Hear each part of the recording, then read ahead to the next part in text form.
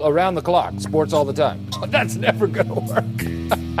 That's ridiculous. Just remember to have fun out there today. And if you lose, I'll kill you. This is Tall Can Audio. Seriously, this thing is going to be a cultural disaster.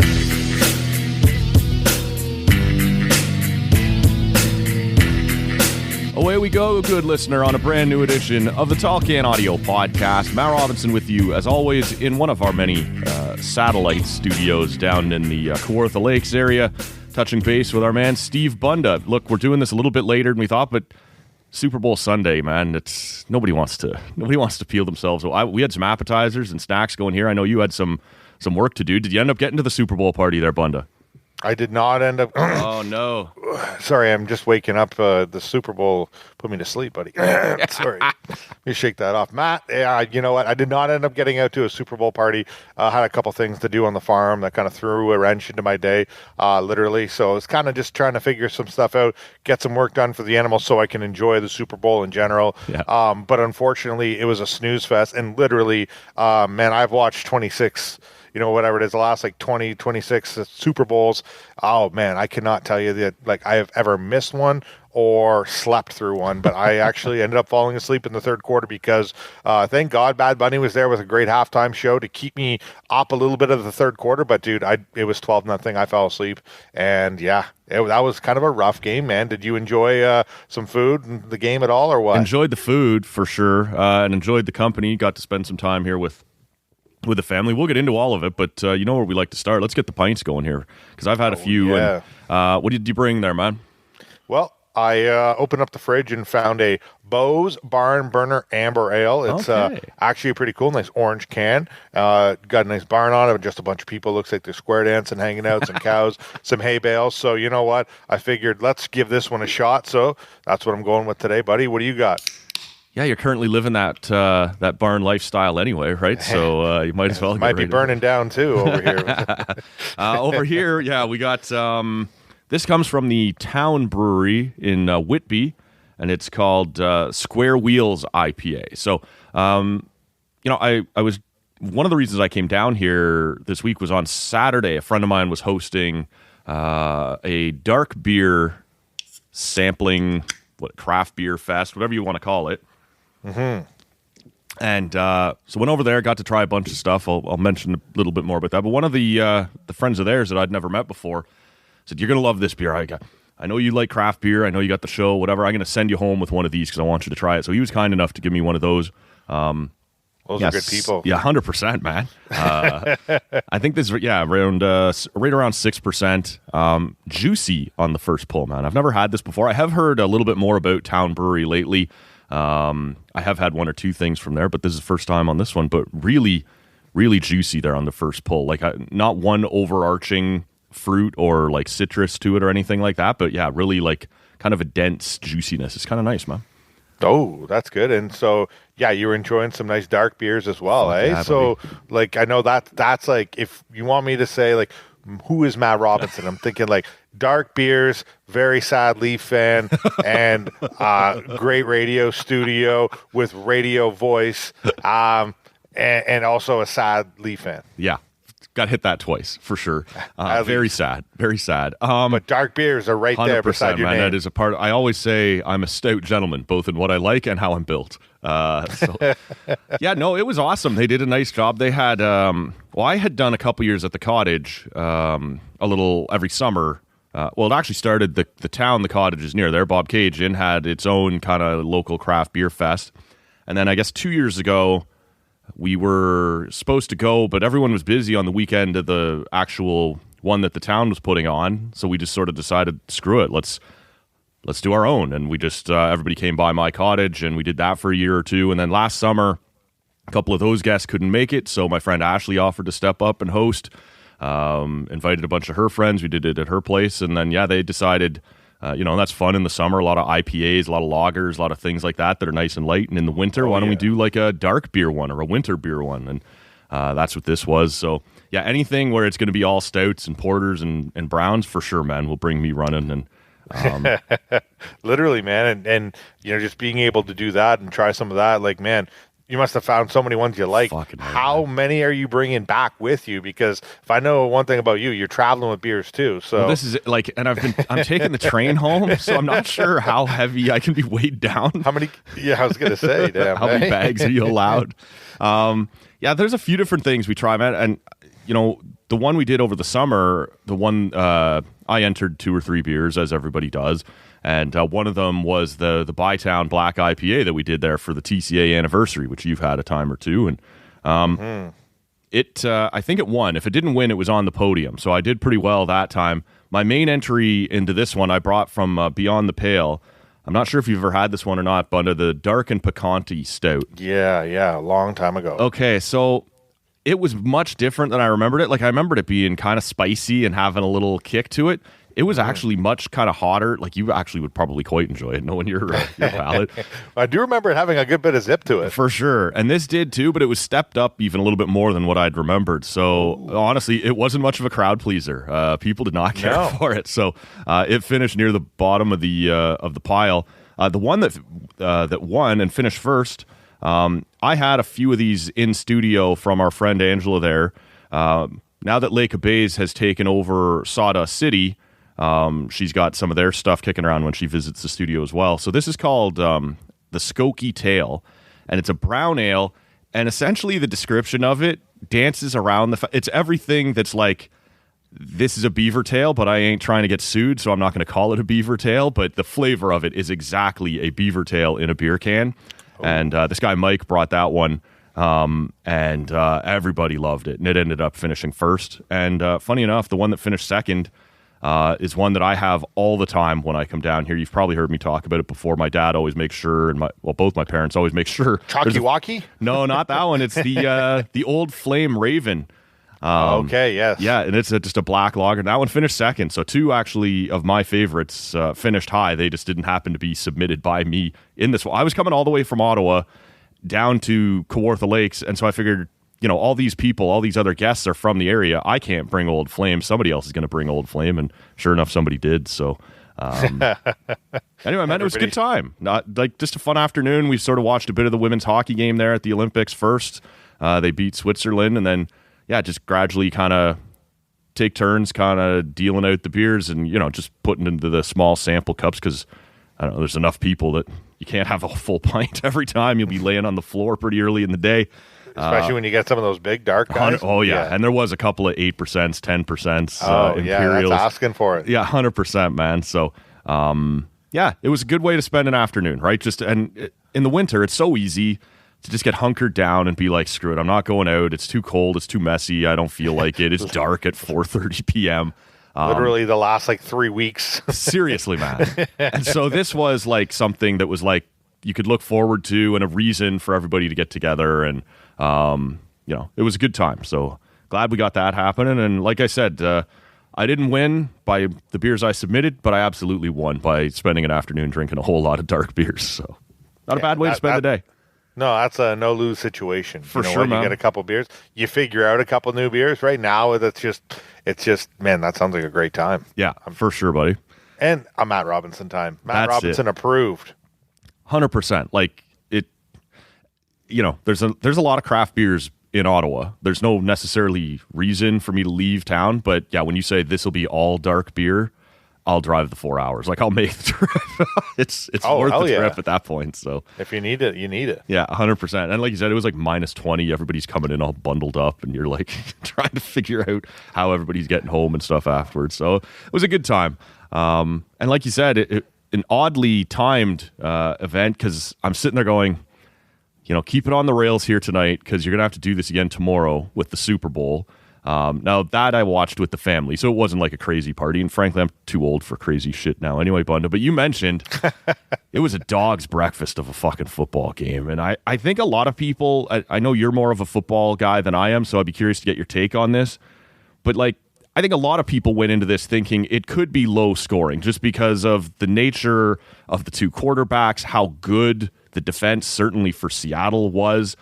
I don't think anybody saw it playing out exactly the way that it did, but I don't think anyone was shocked that it was not that it was a low scoring game. Is that sort of how you saw it shaken loose? Yeah. I guess the the big thing was it was no rumor that, both these teams had great defenses. And the Seahawks are a team that had, the number one scoring defense all season. And they were just such a good team to watch. Would just be able to just shut down quarterbacks, a couple games against the Rams and division rivals. But man, they were just good. I think the Bucks, as a Bucks fan, I can put it out there. But yeah, the Bucks beat them in this regular season. And I thought wow, that's such a good team. And, the Bucks season went absolutely south. And well, the Seahawks seemed to just trend up after that. But man, watching the game, the Patriots defense was real good too. If you look at the score today and you say, 29-14, it doesn't seem like it was that terrible of a game, really, does it? And then it's oh no, it was because again, it was 12-0 heading into the fourth quarter. That's just terrible. And you know what, if you're, Myers, the kicker, you had yourself just an amazing day, all 5 field goals. But yeah, 29-13, of course, they get a couple touchdowns, some turnovers late in the fourth quarter. But man, up until Bad Bunny, it was a pretty tough sledding. Okay, and that's the problem with a Super Bowl when it's like this. It's you get a lot of steam. Okay, everyone's bored. You're maybe eating a little bit more. Yeah. You're kind of delaying. You're just okay. Now you just need to get to halftime, and then you're going to be okay. It's all good. But then at halftime, you're eating a bit more, and then your next thing you know, it's okay, this is where it has to happen. Third quarter, and nothing's going on. Some action here, yeah. Yeah, there's no action going on. Fourth quarter came around, and boom, boom, boom. Terrible Drake May interception to Julian Love, Notre Dame, shout out. But listen, it was one of those games where I didn't think a lot looked great. Kenneth Walker looked good, but you could have given Myers the kicker, or even Dixon the punter on Seattle the MVP because it was just that weird of a game. And I don't know, it was weird because again there was so much controversy going into Bad Bunny. Not really controversy, just a lot of people bitching about it. Yes. But and it's okay, but he was the one that got the hype. Everybody's moving. He had that just vibe to him where he finally put some fucking energy into the stadium, right? Yeah, exactly. Yeah, it was kind of okay. And so again, when you're at halftime and you're kind of just getting a new refreshment, things are starting to add up, and you're okay, yeah, I need this second half to really I've powered up. It needs to pay off here now, and it just didn't. It was woof. But no, he had a halftime show that made you want to get up and dance and feel good, and the vibes are going good. And then you get okay, here comes another punt. Oh yeah, another punt. Oh. Yes, another punt. Oh, field goal. Okay, we're up to 12. I was oof. Again, I fell asleep in the third quarter. Had to watch all this stuff this morning and go over. But man, it was something where it's unfortunate that the game was so boring. And the biggest takeaways are, small things here and there, what the Patriots might have done wrong or how Drake May didn't look good, but not enough credit goes to how good Seattle's defense was. They were just a problem. And, I don't know, again, if you're an average football fan tuning into that game, you're kind of just wow, thank God for Bad Bunny. Well, and that was it, man. I'm, as you know, a bit of a casual. Now, I always watch the Super Bowl, right? But I said going into this this is as uninterested as I've been in a Super Bowl in a long time, and that was before the game started, and it didn't do much to grab my interest as it went along, right? But part of it was, look, I understand how great Seattle, especially that defense, has been this year, and I guess it wasn't just great for this year, but historically one of the best defensive seasons ever, and that's great, but I'm sort of indifferent to Seattle. I don't like Seattle. I don't dislike Seattle. They're just sort of out there in the Pacific Northwest, and they're not bugging anybody in that. And then you get the Patriots, who I do dislike, but the villains are gone. Belichick is gone. Brady's gone. Gronk is gone. Brady's no villain. You relax. Yeah, Tampa Bay. I know he had a bit of a face turn for you, but no, right. It didn't have a whole lot for me to get into other than... I didn't feel like Patriots fans had suffered long enough after their 20 years of great football. And yeah, it gets going. And one of the things that can tend to make it a little more interesting is if you put a little money on it. And my niece, the last couple of years, has liked to bet on the Super Bowl. And so there's no risk for her. She tells me to put down money on this and this and this and this. And if she wins, she makes sure to message me the next morning and, ask when she gets her winnings.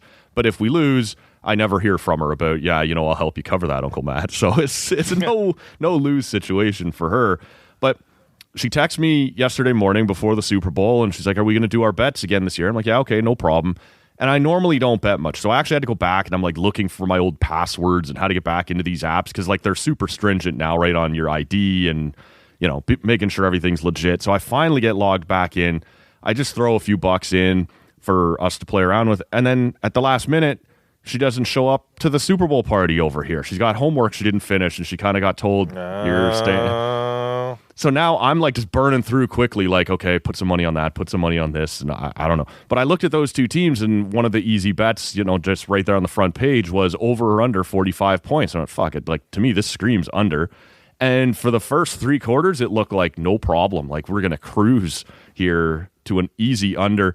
And then at the very end, man, it's 29-13 and Seattle has the ball. And it looks like they're going to kick the field goal. And I'm like, fuck, like this is going to put them over the 45. Just over, yeah. And they go ahead and they do the intentional miss and out of bounds. I'm like, I'm going to fucking sail here. The game's over. Like it's going to stay under 45. I'm going to get the Seattle win that I had also bet on. Like it's going to turn out okay. But by the end of it, like because this had been such a dull game and two teams I didn't really care about, that's really all I was checking off was, okay, who gets the last touchdown of the game? Does it stay under 45? Does it, these sorts of things, man. It just wasn't a good football game. But I'm with you for all the controversy that was around Bad Bunny. Like, I didn't understand a word he said, obviously, but it wasn't hard to understand the message he was trying to get across. He's got people getting married on stage, and he's like got shout outs to all of the Americas towards the end, and he's singing about unity and whatever else.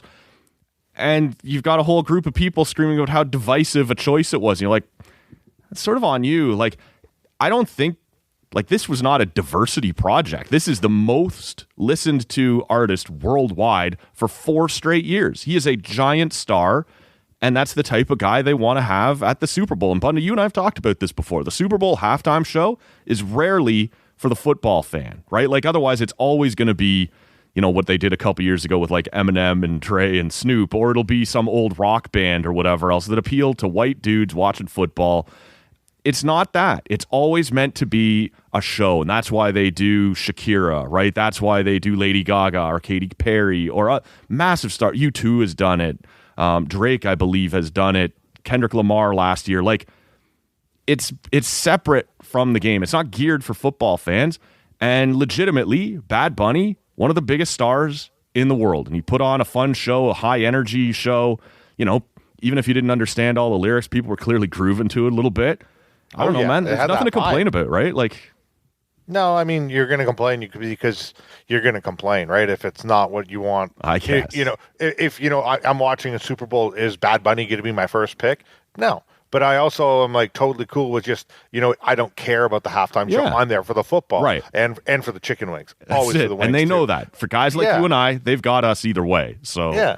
But it's something where you brought up all the stats, man. It's true. This guy is just worldwide. He was Happy Gilmore's caddy and Happy Gilmore 2.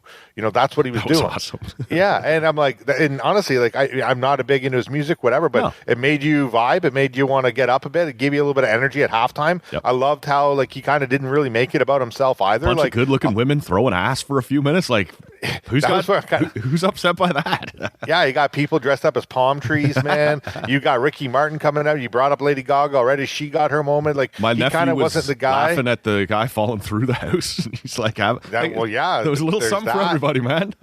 Yeah, it was wild, and like I saw people too saying like, oh, because there's a moment where he gives his Grammy to a young Mexican kid, and it was kind of like, oh, is it him? Is it the kid that was also taken by ICE? And there was like rumors going around online. I'm thinking what turned the heck out is not going to on? be, but that was, I think, the symbolism he was going for. I think. Yeah, and you know what? Either way, it was just such a good halftime show to just like I said, like let's go with this. Like this is a big thing, and then people were complaining and whatever. They're going to complain. It's 6 minutes of your life, right? Like it's just have a good time. And it was fun. Like I said, it's good, and like you said, globally, it's going to grow the game.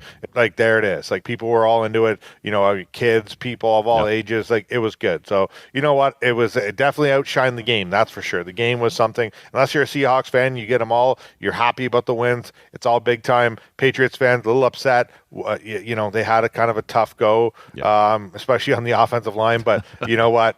We've seen enough of winning by the Patriots that, you know what, the Seahawks are starting to get there a little bit, but they're you know what, that team was nasty. That defense nasty too. Kind of Legion of Boom 2.0 coming here. Those guys were solid. And you know what, Sam Darnold, like, good for that guy, right? Like, he's been a bit of a punching bag for a while, right? Or a bit, and to see him, like, he's one of those guys, one of those quarterbacks that we see now and then.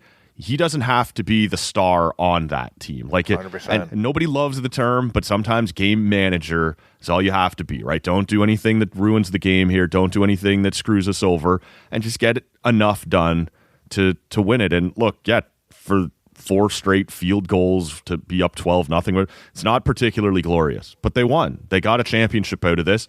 So, look, I won't say I'm a huge Sam Darnold fan or whatever else, but that's one of those stories. You're like, good for you, man. Like, nobody's going to be able to take that away from you. Yeah, and you know, you look at, you know, how quarterbacks, you know, can bust and people quickly write you off. And Sam Darnold went from a guy seeing ghosts and, you know, with the Jets, and, you know, he's with the Panthers, he's flying around everywhere, he's in with the 49ers. Like, he's kind of just wanting to get his chance. Kind of really had the hype last year with Minnesota, and just showed up and barfed all over 2 huge games that he needed to win. So to get a chance, and, you know, it's crazy to look at how these things work, but like, Seattle wanted Geno Smith to stay there and be their quarterback. He wanted to leave, so he ended up leaving and going to the Raiders. Well, then Sam Darnold was also free because of J.J. McCarthy and the Vikings not really wanting to pay him and thinking, we have a future quarterback here. Sam Darnold was obviously wanted. Seattle brought him in, and it's like, okay, like, well, this guy, you kind of got to know, you need to have a real good defense and a real good run game, because you put him in a kind of a you know, just one of these games where it's just all air raid, he's not going to win you the game. He needs to be a guy that just understands the system, has great things around him. Man, he had one of the best receivers. Well, he had the best receiver in the NFL this year, Jackson Smith and Jigba, who didn't even do much, right? Kenneth Walker, you know, Zach Charbonnet injured, so Kenneth Walker carried the load, MVP, for a reason. Well played. Like, he was that guy. Sure. And Cooper Kupp, you know, a guy that's just one of the best receivers in the last, like, good decade or so. And he you know, having that veteran assist, like, where he's right there is a good complementary piece, where you go back a couple of years ago with the Rams, and he is that guy. He is the dog. And you know, he is one of the best receivers, you know, in the last couple of years at just route running and being so good for a quarterback. Man, they just surrounded him with some guys to help him out, like you said. And it was just one of those things where great situation for him. You feel good because, again, this guy was drafted 3rd overall, the first quarterback from USC to win a Super Bowl. So shout out to that, I guess. Sure. I don't really care about the Trojans, so whatever. But, you know, it is, like I said, you kind of watch these games and you think, you know, we write guys off so quickly as busts. And you know what, if you could just get to a Super Bowl and do what your kind of assignment is and everybody is on the same page, you can win a Super Bowl. Is Sam Darnold going to go down as, you know, one of the best quarterbacks to win, like, the Super Bowl? No. And he's probably not even mentioned at all. You know, he's probably going to be looked at now as like one of the worst quarterbacks. Just, you go through it. We talk about it all the time. Like, Trent Dilfer won himself a Super Bowl, but obviously he always takes shade for how good that Ravens team was. Brad Johnson, I'm a Bucs fan, back in 2002. You know, he wasn't very sexy. He had an amazing defense on the other side. You know, one of those guys. Sam Darnold, you know what? I think better than them all, but, you know, where was he? He wasn't much, but you know what? Well, how about he's got a ring today. Peyton Manning's last championship in Denver, right? And I know Peyton already already had the legacy and he already had the name, but by the end, he was not any good. They were floated by a great defense. And so, Peyton will get the benefit of the doubt a little bit, but by the end, he wasn't better than what Sam Darnold is now or whatever. No. He couldn't even throw it 15 yards anymore, right? Like, it was just... He didn't even have a touchdown. He was like 0 for 1, like a touchdown with an interception and like 100 yards passing. Like, he was awful. Yeah. Yep. Yeah, and that's the thing. Like I said, it's, you know, Sam Darnold has a story now of like perseverance, you know, pushing through, being that backup guy, you know, going from the start, like top 5 quarterback in the draft and, you know, coming out of USC and everybody, you know, you're supposed to be something. Sometimes you just got to do what it is. That's the best thing about football is there's not just one way to do it. You're not, you know, again, he'll always be talked about as a top 3 draft pick, but if people watch his career last couple of years, you're going to think, you know, this guy was never a top 3 draft pick, but hey, he's got a ring now. So good for him. That's it, man. You know, shout out to him. And I think, you know what, it made for an okay Super Bowl, but very, very dull. Again, I'm still trying to wake up from it. Very dull, for sure, man. And I do want to ask you, and I think you and I talked about this a few weeks ago, that, you know, this idea that the playoffs this year were going to be lacking star power without Mahomes, without Lamar, without Burrow. Like, I don't know how you felt about it, just quickly as a whole, as we sort of put a wrap on the NFL playoffs. It still had its moments. There were some big finishes, like those championship games. Well, the 10-7 one was... Like, there were moments, though, throughout the playoffs that were still entertaining, but it didn't feel... I don't know, man. It didn't feel like there was many of them as in previous years. I don't know that the star power mattered. I know for a lot of people, fresh faces and new teams and new stories can make it entertaining and interesting. How did you feel about the playoffs as a whole this year? Was it up to standard for you? Did it feel a little worse, a little better? How do you walk away from it? Yeah, unfortunately, it was a good playoff, but my biggest problem was all of the off-season moves right after the regular season. The all of the coordinators and coaches that get fired and hired during that time. It really felt like everything, once the Harbaugh firing happened in Baltimore, and then here comes Tomlin out of Pittsburgh. Yeah. There's a lot of that. And then when you see, teams in the Super Bowl. Bills too, right? Like, yeah. And then there goes McDermott. But you go and you look at the teams that are playing in the Super Bowl. Mike Vrabel, first year as a quarterback, as a head coach in New England, just came from Tennessee. Boom, into the Super Bowl. Yeah. You look at McDonald over in Seattle, second season. Had and you think, why coaches get fired and why they get hired so easily. It's you never know who that next mind is and whatever. But I just felt like this offseason so far has been all about coaches getting fired and where they're going to be and who's going to be hiring where, and sort of overshadowing the games themselves. Yeah, and I just wish there was a way for that to happen. After the season, like a hiring process not happen until after the season, because right now we have no NFL stuff for a couple weeks. I'm going to be lonely and bored. What am I going to do other than a million mock drafts for the Bucks picking at number 15? Like, I'm trying to work on are the Bucks going to trade down? Is this going to happen here? But no, it's just, I think I look at the way that this playoffs kind of rolled out, and there was a lot of talking points, but because there wasn't that sexy presence. Now that's the thing. I think if the Patriots would have won this, it puts them right back up there, right? Yeah. Drake May, next coming, Patriots, they're back. Sure. Everything is looking really good for a team in a franchise that's, just been one of the most storied for the last 25 years or so. And, you look at how that would have went out. Now, the problem is with Seattle is, there wasn't a lot of sexiness there for Sam Darnold. That, and Kenneth Walker put himself in a very big number there. But again, it's kind of like, okay, where are we moving forward now in the NFL? I look at all the stories that have happened outside of the NFL with just like that, the coaching and everything like that. That was the big thing. The playoffs wise, where you're moving into next season, it's like, okay, who's going to be out there and putting Seattle up there as the team to beat? They're not. There's going to be Kansas City, all the power pundits, everyone's going to be talking about, all right, now how are we going to start facing and talking about all the guys we haven't talked about for the last month or so? Lamar Jackson in Baltimore. Yep. What's going to happen with, Patty Mahomes this season? Joe Burrow, is he going to leave? There's a lot that happens here over the next couple months, and it's like, all it's going to be is trying to push all the stardom, I think, right back up to the top. That's what the offseason is for, how teams change, who goes where. And unfortunately, I just think the coaching cycle, that really overtook the playoffs because, all of these big star coaches, it's kind of like the passing of the torch. So that's where I look at it, is a lot of people don't say Sam Darnold, future of the Seattle Seahawks, or the NFL, face of the NFL or anything like that. He's not that young up-and-coming guy like Drake May would have been, but he's also a quarterback that's like a steady Eddie. So it's kind of like it's a tough situation to be in. I look at the way the playoffs went down. They went down the way they did, but I assume, like I said, the next few months here are just going to be propping up and how these teams are changing and talking about these, faces of the NFL. And I think I look at it as I just wish, we could start the hiring process and the coaching. And the only problem is we're going to hear things happening behind closed doors or, we already hear this know in the NHL all the time, and some teams like it and some don't. But like Gary has a hard thumb during the playoffs and don't do anything that's going to steal attention away from the games, especially during the last round or two.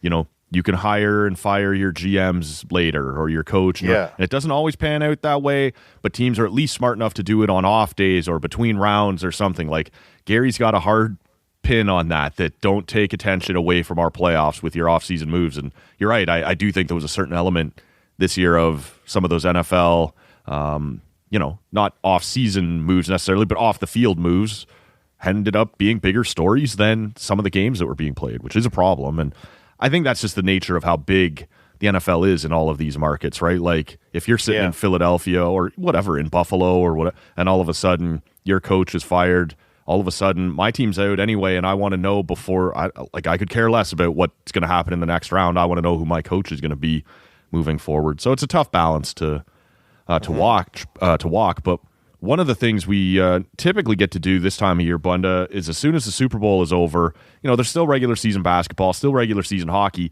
but you can kind of snap your attention quickly to like, oh, I think spring training's only a few days away, and we get baseball firing up. And that is only days away. I want to let the good listener know that on the Wednesday morning edition of TCA, our buddy Nick Ashbourne from Sportsnet will be back on the podcast. We'll get some of his thoughts on the Jays heading into spring training. He also covers hockey for them as well, and for Maple Leaf Hot Stove, so we'll get some takes out of him. But look for that on Wednesday. Nick Ashbourne from Sportsnet and the Blue Jays Happy Hour podcast from Maple Leaf Hot Stove as well. That should be a lot of fun. But Bunda, we are now look, for me, I'm into the Olympics. I want to get your take on in a general sense about how much you've been following it. But as far as the hockey goes, especially when you and I finish up recording here on Monday, the Canadian women will be playing the Czechs. But tomorrow is the big one, Canada-USA, and that women's game to finish up the round robin. And then the very next day, the men's tournament starts. Like, we are into the thick of it now as far as hockey goes at the Olympics. But in a general sense, has it grabbed your attention much yet? Or have you been busy with other things still with football going on and everything? Or where are you at with what's going on over in Italy right now? Yeah, so far I watched a good bit of the kind of stuff happening last week during the morning. The one thing I will say is I'm happy that things are in the morning. Yes. I like the fact that Canada plays at 10:40 on Thursday morning. I'm all about that when I'm done work at 10 a.m. every day. Over by the way. I was gonna say, like, that's like, for me, it's like you get home and you're playing West Coast hockey, right? Like, it's the 5 o'clock starts. I love that being done, and like, oh hey, within half an hour you got to get out there and watch Team Canada play in the Olympics. I love that. I think it's at what time is the gold medal game on the Sunday? Is it like 10 a.m.? I think it's even earlier than that. It might be 7:30 or 8 a.m. Yeah. Yeah, like that's like, love that. Like, let's go. Have the friends over for breakfast kind of thing. Just have some fun with it. Maybe you want some Baileys in the coffee that early in the morning. You want maybe Caesar Sundays, whatever you want to do, nice in the morning. But you know what? You can have a fun. I love that idea. Maybe because I'm always in bed by like 7 or 8 o'clock at night. I'm not this late night Super Bowl like party person. Like, as you can see, I didn't end up getting to one. So, but no, I think it's. I've been into a little bit. I watched a little bit of Canada versus Swiss. Unfortunately, it wasn't very much of a very big game, but it was still, exciting because of, how the first game got kind of postponed, and there was a little bit of why do they get to postpone these things? What's going on? Unfortunately for Finland, but watch a little bit of the skiing too, and a little bit of the skating, but haven't gotten too much slope into style medal. I think here earlier on Monday, I think one of the Canadian women grabbed a medal during that. So that's right.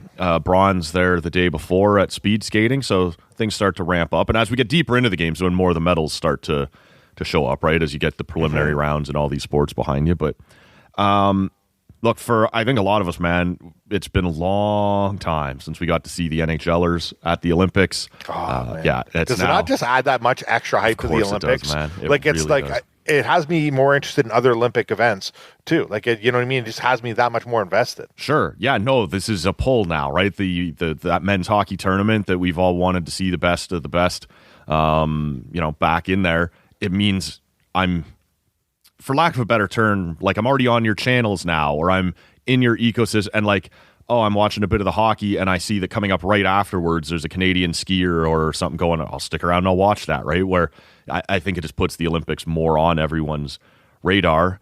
I'm curious, we did see some interesting line combinations come out for Team Canada during their first practice on Sunday afternoon, and well, I'd be curious to get your take here. I'm sure if you need to, you can pull the tweet up there from Mark Masters. But the top line was McDavid with Celebrini and Tom Wilson. The second line appeared to be McKinnon. Where did I put this now? Marchand and Suzuki. There you go. But yes, you did say Tom Wilson on the first line. I did, yeah. Third line was that the listener knows that. Yeah. Third line was Crosby, Stone, and Marner. And then fourth line, there was a little bit of shuffling around going on, but you'll see Horvat there, Reinhart there, maybe Jarvis. We'll see how this is all going to shake loose. But just in your first look at them, what did you think, man? Weird. Weird was my takeaway too. I don't know if it's bad, but it's weird. Yeah, And the one good thing is that like these are all some pretty sick lines.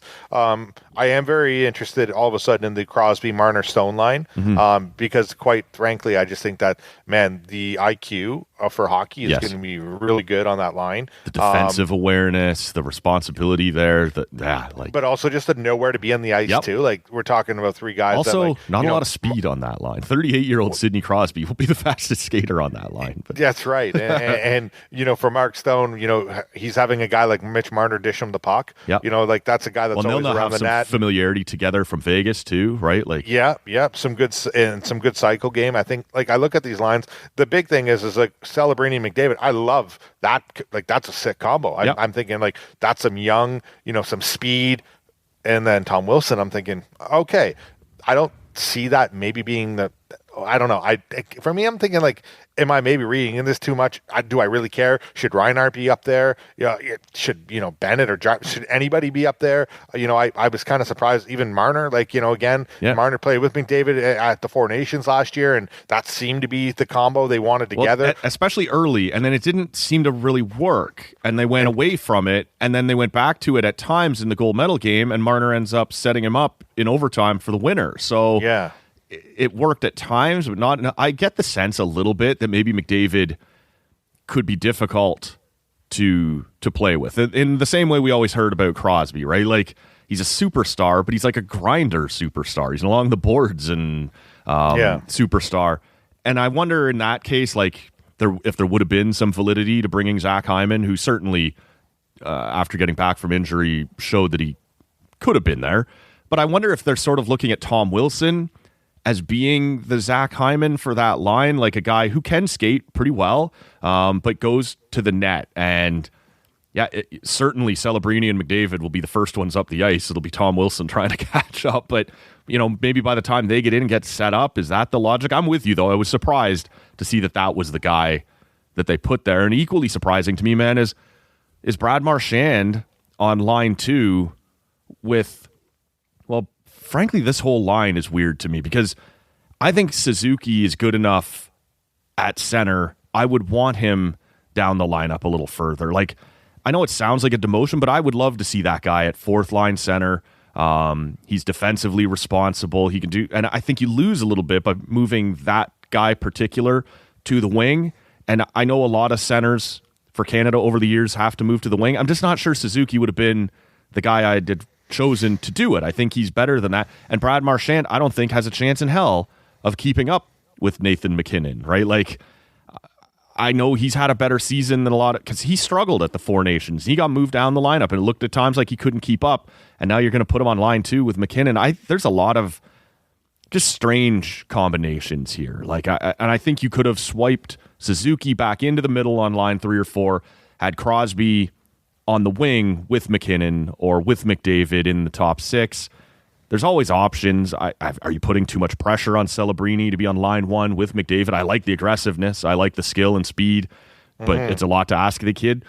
I look at all of it, and the word you use, man, calling them weird is the best word for it. I don't know that they're bad. Like, maybe they all work, but there's some strange combinations here, and I'm not really sure what it is they're going for on almost any of them, except for that Crosby, Stone, Marner line, which you can tell is going to be defensively responsible, kind of a matchup line, and those guys all know what to do and where to go. But beyond that, I don't really know what the identity is supposed to be here, what they're going for on these lines. Yeah, and I think the one thing, and hey, you know what, maybe the question is, why are we reading so far into this before the game even starts? Maybe they change it, blah, blah, blah, because they are weird lines. Yeah. Like, come on. Like, they are And then weird. day 2, they closed practice, which was odd. So we didn't get a look on mine. So I look at it too. The only thing I'll say too is like the one maybe idea you have between the Marchand, McKinnon, Suzuki line is that you have that East Coast connection. Marchand, McKinnon familiar with playing with each other, whatever. And then you want to add that little bit of extra juice that Suzuki can maybe bring to it. I'm with you though. I think that right now, if you're John Cooper, you're just having fun. I think you're trying to find maybe different lines because, like you said, there's so many different options you could run through, and I think you can look at them very quickly. And with coaching a lot of this team last year in the Four Nations, Cup kind of thing, that whole thing, I think he realizes, you know what? If I need something in a pinch, yes, I'm taking Tom Wilson. I'm moving Mitch Marner up there. I'm going to put Crosby between McKinnon and Marchand. I'm going to move, and he will move people around. And I think by the time the second period of game one starts, you could see different lines already. Like if and I think if we get into those spots where, hey, this team is down by 2 goals, we need juice. Like that's when we'll see a lot of things. If there's one thing that you can do at practice, Sam Reinhart on the fourth line, I'm like, I think you're doing the guy dirty here a little bit. I think he deserves a little better than that, right? Yeah. And who knows? Like things are kind of maybe just fun at practice to just throw people like us off to read too much into it and make fun of it and talk about it. I hope that's not what he's thinking over there, is to troll you and I. Well, it could be anybody, right? Because I think the good thing is all of these guys are pretty awesome. So, putting them in spots are going to be great. This team is loaded. The back end is something I'm a little worried about, but I also, I think pretty good. So I'm worried about the goaltending. I'm not super worried about line combinations. But again, when I look at these and I read these names, I'm thinking this is weird vibe. Not sure what it is. I'm still on I think Connor Bedard should be there train. A little disappointed that he didn't get the backup call in. Unfortunately, I thought he should have, at least for one of the spots. Yeah. I don't know. I'm a little indifferent with that, so I'm a little kind of whatever. And Tom Wilson being there, good for him, I guess. But again, on the top line, I got no problem with him being there. Like we did an exercise a few weeks ago, Rob and I, to select our own teams, and I had him on the team. I'm just not sure I would have been pairing him with McDavid. Like I'm not sure. And it's a similar thing with Suzuki. I just think some of the things that Suzuki does really well that make him valuable, you've sort of taken away because you're not using him as a center. And look, I don't think that's the end of the world. Maybe it'll work great, but there's just some odd combinations. I was impressed. I don't know if you caught it on Twitter, but they tweeted out a couple of lines from USA as well from their first practice, and they got Jack Eichel between the Kachucks, which is going to be just a menace to play against. And then Austin Matthews between Jake Gensel and Matt Boldy, which is interesting because I think that is meant to be guys who can sort of complement Matthews in his defensive abilities, right? I doubt they'll be afraid to use that guy or that line in a matchup situation. But it is strange because, and we saw it a little bit at Four Nations last year, Matthews and Gensel together is sort of two trigger men, right? Like you sort of have both shooters there, and they, at Four Nations, gave the other wing to Jack Hughes to play with those two. And to me, that made sense. A setup guy, a really brilliant dish guy, but it just never really worked. And it's sort of similar to what we're talking about here with Canada, that sometimes a lot of these things look like they make sense on paper. When you get out there, they just don't click, or there just isn't quite that, quite that instant chemistry. So some interesting combinations there. The defense is, I think for Ottawa fans, going to be interesting. They've been keeping an eye on Jake Sanderson, and on day one, he appeared to be one of the odd men out. He was on the fourth pair, not in the top six. On day two, though, they've got him paired with Zach Werenski, which could be really fun as kind of a second pair, top four kind of guys. From an Ottawa perspective, is it Brady and Matthew on a line together? Is it what they do with Jake Sanderson? What will you be kind of looking at as far as USA goes? Yeah, how can all eyes not be on the Tkachuk brothers, right? I know Matthews was named captain, which that's I guess he's the big name because he's the big that's got to be marquee guy. More than leadership, right? Yeah, but you're and especially when you put Jack Eichel between those two guys, we saw it a bit at the Four Nations. Like these guys are all kind of just very highly skilled players, but also have that little bit of nastiness and edge and a little bit of Eichel can kind of take care of them, right? Like if they're doing shit in the corners or in front of the net, he's rounded into one of the best defensive centers in the league, Eichel, and so he can sort of do that. But yeah, both those Tkachuk brothers will go hard to the net. It is interesting again, though, just in terms of what the logic of your lines is. Like Jack Eichel being as responsible as he is, I think you'd like to use him in some matchups against McDavid or against McKinnon or against Nylander or whoever they're going to end up playing in the playoffs. And yet you don't love Brady in the defensive zone, right? So I don't think what they're showing right now is that won't be a matchup line. I think that'll be an attack line, and that's great. It'll have some conscience with Jack Eichel, but I don't think either Kachuk brother is really known for their defensive prowess. No, but I think just the excitement, right? And a lot of people, and again, it's funny, seeing the hype and the expectant Canada versus U.S. matchup, right? That's something where everybody's so excited about, and thinking like, it's going to be better. I've heard people you see on Twitter, people, it's going to be like they're not going to be fighting or brawling at all like that. This is a completely different game now, right? This is going to be a crazy game. Yeah, but you're thrown out of the game now, not just a 5-minute penalty. So there won't be that same fight. Yeah. Yeah, and who are some of these guys that love acting like that? It's the Kachuk brothers. Yep. It's Jack Eichel, right? It's a lot of these guys, and adding Tom Wilson to it. It's who cannot push back, right? Who cannot get that penalty is going to be the big thing. It's not about fighting or anything like that now. This is all about straight, not putting your team in a spot where one single shot can ruin a complete game, right? These are tight games. We saw in the Olympics. The excitement is there. All the big guys are back. All these players are excited. I saw that, the Team USA too. I don't know if you saw, but they announced that they're staying in the village. They want the whole thing. The Kachuk brothers are excited. They're talking about it. They're hyping up their podcast. Together. They're rooming together. It's a big deal. So it's like, Jake Sanderson, I think I'm it's safe to say he's going to get a shot. I think he is one of the most underrated defensemen in the league. He is amazing to watch, and I think once he gets the spot, he'll move into a role. And it's just tough, right? Both as lefties, but the Americans have a lot of lefties. They don't have enough righties, so someone was going to have to play offside. I don't know, if they're going to keep that pair together. Will they rotate? Which one of them will be more comfortable on the right side? But that is one interesting wrinkle to it. But I think when you're as good as Zach Werenski and Jake Sanderson, you can handle it. It's not ideal, but you'll be fine, right? Yeah. And again, this is still real early, and games are going to happen. Injuries are going to come up. Things are going to go down. And I feel confident that Jake Sanderson is going to finish this tournament playing rather than sitting in the press box.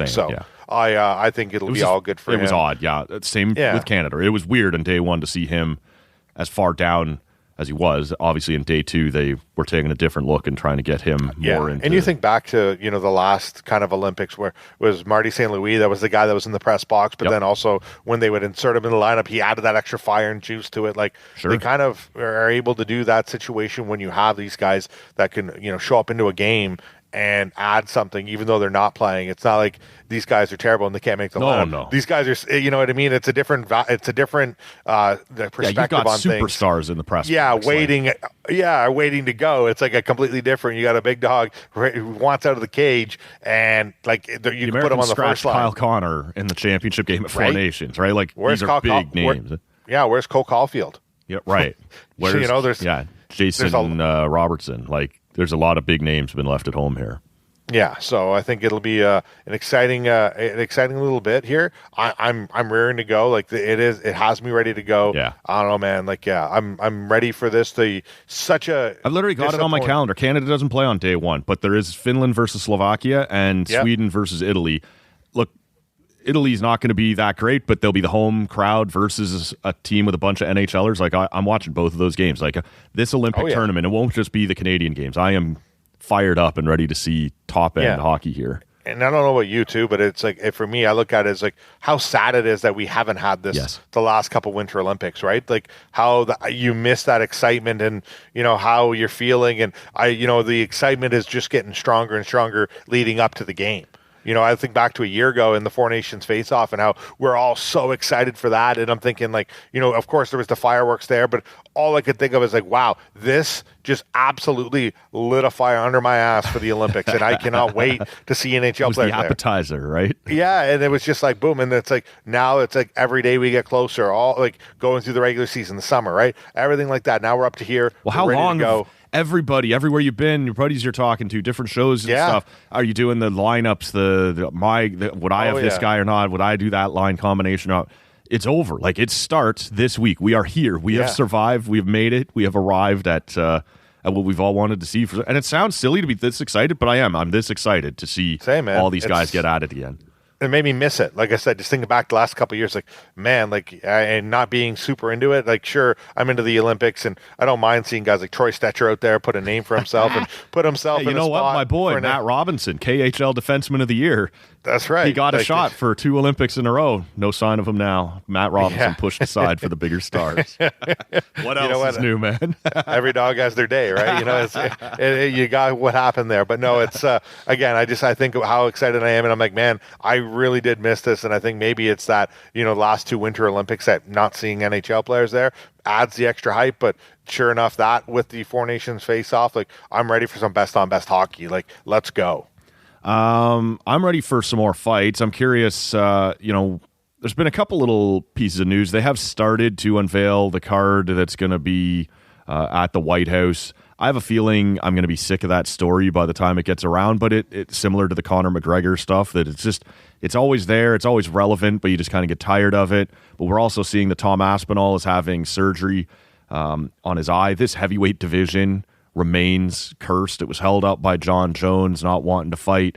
Finally, Tom Aspinall goes out. He gets to win the title, gets poked in the eye in his first defense, and he's got even the organization themselves questioning how hurt he is. Now he needs surgery. So he's going to be out, sounds like, till October or November, which puts that championship back sort of on the shelf, or you could do Pareda or something at the White House or later on. But look, take your stab at any of those if you want, but my first question for you would be what you've thought of the first couple of major events on Paramount. You and I talked about how that was coming up and whether we would notice big changes or anything like that. What have you thought of the job that Paramount has done here in broadcasting the UFC for the first month?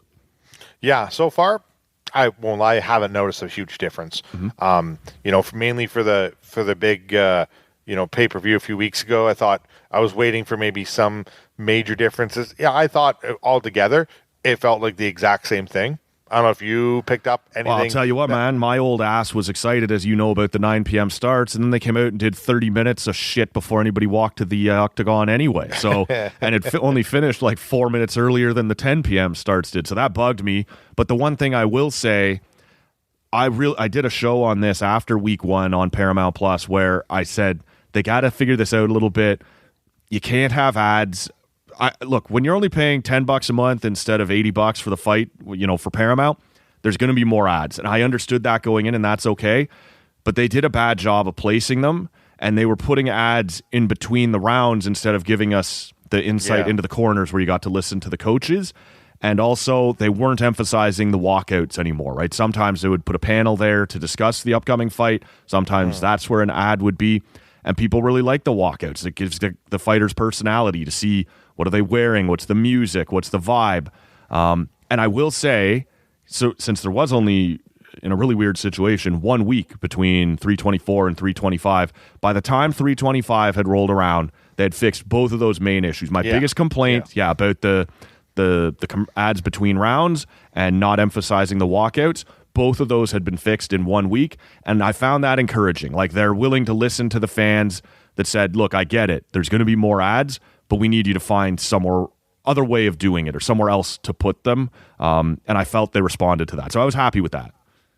Yeah, and I think that's the thing is you try something different, but then you realize, you know what, people are going to complain or it doesn't look good. You got to give it a shot. I think, like you said, they seem to figure it out very quickly, which the UFC will do. I think that's the big thing is they have always, I thought, been very well placed when they, it comes to their sport. Again, I've talked about it, I don't know how many times, but the team of John Anik, I love when Joe Rogan and you got DC. DC, everybody all together. Megan Levy's there. Everybody's crew. all around. Yeah, it's a great crew. I think they're one of the best. But because the broadcast is so much the same, they're okay with trying something different every once in a while. But I thought for the most part, it was very much the exact same, like kind of UFC. I wasn't worried about it. Like you said, it was fixed. It wasn't annoying me just yet. I was waiting for like maybe a bit more of like hey, this is how things are going to look, and a big different, like a big change kind of thing. But I don't really feel like we fully got that. I think so much of it is because the UFC produces their own show in-house and then gives it to the provider. So yeah, But I think back UFC to like the early days UFC, right? Every kind of like whether it be UFC on Fox, right? That was the big thing. I was just kind of waiting for that. Okay, how are they going to be completely different? What's going to be your I guess your trademark, different look or something there? I don't feel like they've. Well, that first one did big numbers, right? Like because it's so much cheaper to get it on Paramount. Like more people did watch, and that matters. And for people who don't follow the UFC, think about your own favorite sport. If you got to hear what Pete Walker was saying to the starting pitcher when he goes out to visit him for the Blue Jays, or what was going on in a timeout, UFC fans get that. They get to hear what the coaches are saying to the fighters between rounds, and to slice that out in favor of another spot for ads, that was a big deal to fight fans that maybe I'm not sure everyone who isn't a hardcore fight fan would have understood. And that was a unique privilege or something that was cool about the UFC. And I get you're going to have to give us more ads, but it can't go there. Like, you can't take that part away from us. And like we said there, to their credit, they understood, they heard it and went, yeah, okay, we'll figure it out in a different way. So I think that's good, man. What do you think of, what we've heard thus far about Tom Aspinall being out again and what that's going to do to the heavyweight division? Yeah, it's unfortunate. I feel for the guy. It feels like every time he gets to his spot, something has always happened to him. He was right there as a contender, tore his ACL and just kind of was out and kind of put him in a very tough spot. He came back, battled back, put himself, waited forever to finally get a title shot. You kind of get it, and then now you have this, and then, I've always liked the guy. I've always thought he's, very much one of the more unique, and he kind of had that ability to maybe carry as kind of, he's both got as a fighter and a personality, right? Like, yeah, exactly. And he's got that, overseas kind of aspect to him where you can help grow the sport everywhere, right? It's such a big deal when you can get, like that kind of just Hollywood kind of guy. And I thought that, he had that potential, but it's unfortunate for him. My whole problem with the heavyweight division is it just seems like it is all over the map. And it all started with John Jones coming back and trying to throw a wrench in everything. And sure enough, it's just been a gong show the last 5-6 years or so, with Francis Ngannou leaving, as a free agent with the title belt basically. And, then it's like, okay, we got to make up fights and these fights suck. And then we're trying to figure out where we're going to go next. I look at this situation. Well, suddenly his name's back in it. Like maybe it'll be Jones versus Pereira at the White House. You're like, enough with this already. Yeah, and that's the thing. I'm not really feeling a Pereira move up. Does Francis Ngannou come back? I know I've been preaching that and exciting. That would be one way you can kind of maybe save a huge fight here, but you're going to have to give him a certain amount of the bag. And then when you see that the UFC is paying out of their pocket for the whole thing and the White House will not be, then you think, okay, well then I don't see this maybe happening. So there's a whole lot going on there, and it's just unfortunate because, John Jones, I really don't want him coming out to just fight for no reason. No matter what he's going to do, I'm not a fan of it. So I don't know. Well, it's unfortunate. If he ends up winning, them. Now he's got your belt again, and is he going to? That's exactly it. We're waiting on him to decide who else is worth his time again, or does he just walk away with your championship again?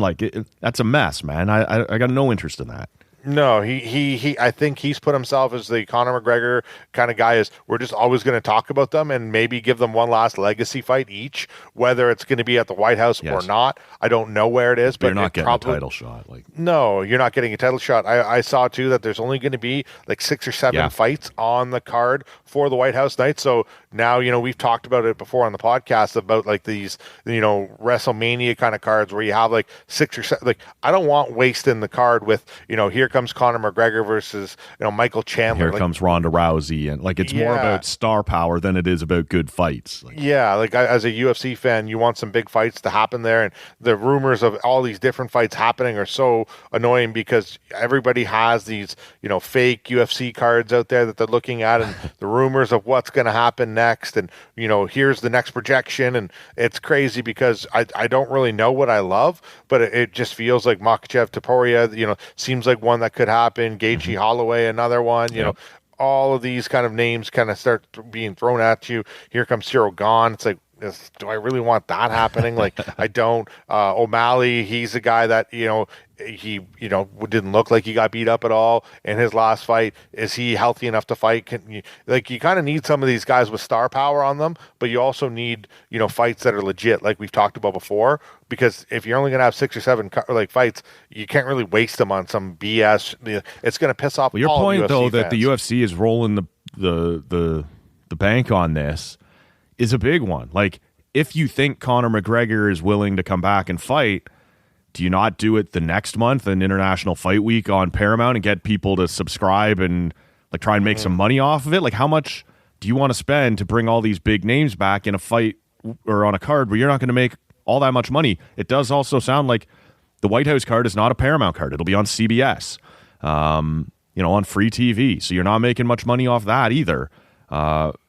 There's some business decisions to be made on what you want this to look like. So I'm curious, man. Anything else as we wrap up that you wanted to hit on here? Or I guess shout out to Volk, getting another win. There you go. Good for him. Unfortunately, yes, over the weekend, Marc-Andre Barrio had himself quite a fight, but ended up not being able to pull it off. And, he's kind of got a little bit of a connection to, Quebec and whatnot. So it was unfortunate to see him not be able to pull off on the weekend in the UFC fight card. But all in all, I'm kind of now, this is, I think, the big thing we're going to be looking at for the UFC is, all right, you have your excitement of joining Paramount. Your early subscriptions are going to be up because you have guys like Justin Gaethje, Paddy Pimblett, Sean O'Malley, all out there. But it's what is going to happen these next few cards to get you to the White House card, because this is the big part now, is what's happening the next couple weeks and months, and how are things going to filter into your White House card when you only have 6 or 7 fights, because it's we're looking at fight cards that are normally 5 main event card, and then you're looking at probably 5 or 4 prelim, and then an early, like 3, maybe 2 or 3 early prelim fights. Fights. Yeah, the Facebook fights always get some love. So, there's a lot that needs to go into it. So I'm curious to see now where the UFC goes in general, because you've had a couple of your stars fight next. You have a couple on the shelf. What's happening here in the next few months, and is it going to fade? Is it going to, are things going to go bad? Are they going to change things up? Like, that's the big thing now, is the opening excitement. I think over the first 3, 2 big cards, like you said, 324, 325, you had all the excitement, the change. You had some star power. Okay, now you need to go, all right, who are going to be the stars from February, March, April, lead you, May, and then get you right up to that. How do you build excitement towards that? Yeah. Because you can't have a drop off, and when you have, like I said, some fighters on the shelf, you can't fight right now. It takes away from that. So it'd be exciting to see, and curious to see what they do, because it's going to be a challenging time. I'm with you on that, man. Always curious to see, the fights themselves, but the business around the fights never lacks interest or intrigue, perhaps is the better word. Bunda, I know you're a busy man, up every morning for the 580 CFRA morning show, and the taking care of the farm over the course of the winter doesn't make things any easier. It's a Super Bowl weekend, all kinds of stuff going on. You still made a little time for us, man. I appreciate that. Hey, man, always got time for you. Appreciate you having me on. And once again, it's good that we're doing this online, because the Tall Can Audio fans getting mad and chasing me and yelling at me. It's too fucking cold. They can't be haters out in that kind of temperature, anyways. They won't light the torches for anything below minus 20. So it's warmer temperatures leading up, so we might be screwed here, bud. By the time, the next time we get, or the next time you're on, we'll get you back in studio. Things should be a little more back to normal. Maybe the temps will be slightly more forgiving, and certainly I'll be back in town. But always appreciate it. I will remind the good listener, Nick Ashbourne is back on Wednesday from the Blue Jays Happy Hour podcast and Sportsnet. We'll talk some hockey with him as well, but certainly baseball, as the spring training opens up across baseball here over the next several days. And look, it's going to come fast and furious this time, because things got to get going quicker with there being another World Baseball Classic this year, man. Does that do anything for you, Bunda? Or, like, for a lot of people, it's cool to see international baseball, but for me, there's always this kind of, the pitcher can't go as deep as you want him to because of the pitch limits and it's preseason. I do get into it, and last time it couldn't have gone much better in terms of classic matchups. Like, they ended up with USA Japan at the end, Shohei Ohtani pitching to Mike Trout. Like, everything about that one panned out perfectly, but some years aren't quite as good. Just quickly, any thoughts on, will that grab your attention following an Olympics where we'll already have the international taste in our mouths? Yeah, I might check it out, but it's not right now. I think I saw the starting lineups and kind of things for Canada as projection, but I don't know. I'm kind of we'll see. Yeah. Right now, it's okay. A little Four Nations vibe, right? Like, I'll watch it. We'll see how it goes, and if it grabs something me, about it grabs preseason tournaments, right? Yeah. Just not the hype. I'm with you. We'll ask Nick Ashbourne about that as well on Wednesday's show, so stick around for that. Subscribe wherever you're hearing us right now. We'll link to Bunda's socials in our show notes at tallcanaudio.com. Give us a follow as well, and subscribe to the pod wherever you're hearing us right now. For Steve Bunda, my name is Matt Robinson. Thanks so much for listening. We'll see you Wednesday. I've got nothing here. You're giving me baseball and hockey, and I got my keister blowing in the wind. I'm made to look like a fool here. That's just dumb. I don't want anything to do with this place. This place is run by a bunch of children.